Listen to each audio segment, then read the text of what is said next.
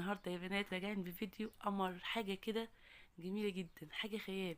والله العظيم يعني عملنا شويه كعك تحفه بيتكلموا عن نفسهم. طبعا انتوا شايفين قدامكم الجمال ده كله، والكعك القمر ده بيتكلم عن نفسه.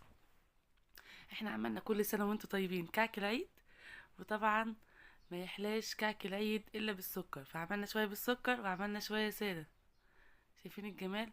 شايفين دايب؟ انا فكره والله العظيم ماسكه التليفون بايد وبعمل بايد، ومع ذلك ما شاء الله تبارك الرحمن بيتهري في ايدي هارف بسهوله جدا. وتحفه والله يا بنات، وحاجه جميله وكعكايه خفيفه، والتسويه 10/10. هنقول معاكم المقادير كلها، وهنقول طريقه التسويه الصح، وهنقول كل حاجه واحده واحده. بس سم الله ونبتدي مع بعض، ويلا بينا يا احلى اخوات واحلى متابعين في الدنيا. يسعد صباحكم هنا يا بنات ان شاء الله. احنا عملنا بقى الكعك دايب بالطريقه الجميله الحلوه انتوا شايفينها دي. اول حاجه انا طبعا هعمل 5 كيلو من الدقيق. طبعا احنا